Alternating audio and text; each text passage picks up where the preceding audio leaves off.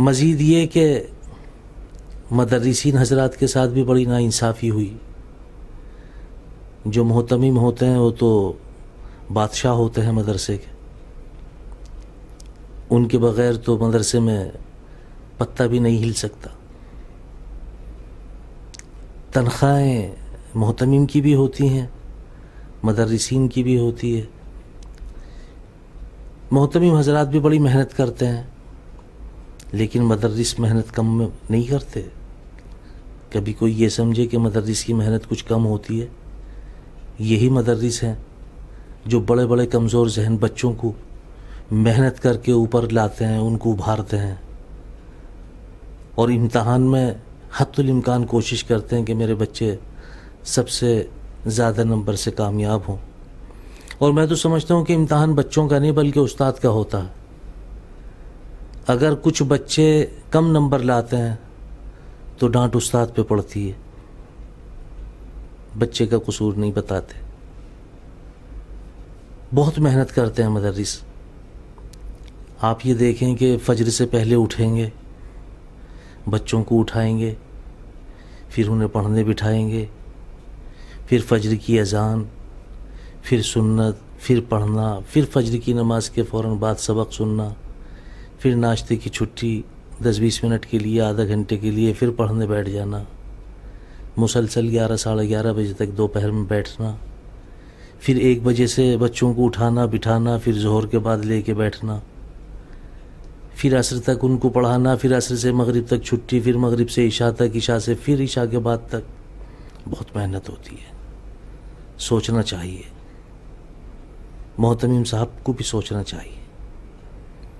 اگر حالات آ بھی گئے تھے مدرسے کے اوپر تو ان کو مدرسے سے بے دخل کرنا نہیں تھا.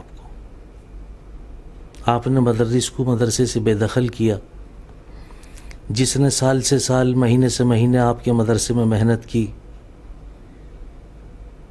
اور کمزور سے کمزور بچے کو بھی محنت کر کے اوپر لائے، امتحان میں پاس کرایا، محنت کی، کوشش کی، حتی الامکان مدرسے کی امداد بھی کی، نہ جانے کہاں کہاں سے کیسے کیسے بچوں کے والدین سے انہوں نے مدرسے کی حاجت رکھی اور پوری کی. آج اگر حالات آئے تھے تو محتمم صاحب آپ نے مدرسوں کو مدرسے سے بے دخل کر دیا. آپ کو کون بے دخل کر سکتا ہے؟ آپ تو محتمم ہیں. لیکن آپ ذرا ان سے پوچھیں جن مدرسوں کو آپ نے مدرسے سے بے دخل کیا ہے کہ ان کو آج کوئی نہ مدرسہ مل رہا ہے نہ کوئی مسجد مل رہی ہے. وہ صرف اور صرف اپنی عزت بچائے ہوئے اپنے گھر میں بیٹھے. وہ کہیں تو کس سے کہیں، وہ جائیں تو کہاں جائیں؟ ایسا نہیں ہونا چاہیے. حق ان کا بھی ہے. ٹھیک ہے آپ محتمم ہیں، محنت ان کی بھی ہے، خرچ ان کا بھی ہے. ہونا تو یہ چاہیے تھا کہ آپ ایک میٹنگ لیتے، تمام مدرسین کو بٹھاتے، ان سے مشورہ کرتے، ان سے کہتے کہ مدرسہ اس وقت حالات سے گزر رہا ہے، مدرسے کے پاس میں کوئی سورس آف انکم نہیں ہے، اور حالات کی بنیاد پر کہیں سے بھی کوئی امید نہیں ہے آمدنی کی. اس وقت مدرسہ خسارے میں ہے. تو میری آپ حضرات سے گزارش ہے کہ آپ مدرسے کے مدرس ہی نہیں بلکہ آپ مدرسے کے ذمہ دار ہیں. آپ اپنی جیب میں رسید رکھ لیجئے. کہیں بھی موقع شناسی، مردم شناسی کے حساب سے اگر آپ کو کہیں لگے کہ یہاں سے کچھ مدرسے کی امداد ہو سکتی ہے تو آپ کوشش کریں. تمہاری تنخواہ میرے اوپر ہے لیکن میرے پاس ابھی دینے کو نہیں ہے. آپ کوشش کریں، میں بھی کوشش کروں گا.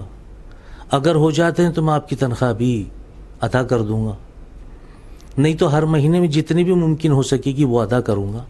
باقی آپ کی جو تنخواہ ہوگی وہ میرے اوپر رہے گی. میں آپ کا قرض ہے وہ میرے اوپر، وہ بھی ادا کروں گا.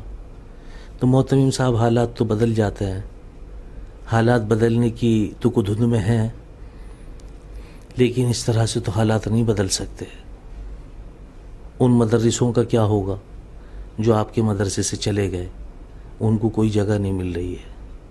آپ کی تو تنخواہ ابھی بھی موجود ہوگی آپ کے پاس، آپ کی تنخواہ تو نہیں کٹ رہی ہوگی. لیکن ان مدرسوں کا کیا ہوگا جن کو آپ نے نکال دیا؟ ان کی تو کوئی تنخواہ نہیں، کوئی سورس آف انکم بھی نہیں۔ اس لیے میری آپ حضرات سے گزارش ہے کہ مدرسوں کے اوپر بھی رحم کرنا چاہیے، ان کے بھی دل ہے، ان کے بھی بچے ہیں، ان کی بھی خواہشیں ہیں، ایسا نہ ہونا چاہیے۔ سنا ہے کہ موت العالم موت العالم، عالم کی موت عالم کی موت ہوتی ہے۔ عالم بگڑتا ہے تو عالم بگڑتا ہے، اس لیے ان کو سہارا دینا بہت ضروری ہے۔ میں تو چاہوں گا کہ اگر آپ مدرسوں کو فون کر کے دوبارہ بلائیں اور ان کو بٹھائیں اور ان سے پھر یہی مشورہ کریں تو میں سمجھتا ہوں کہ زیادہ کارآمد رہے گا، یہ زیادہ کارآمد رہے گا، یہ زیادہ کارآمد رہے گا۔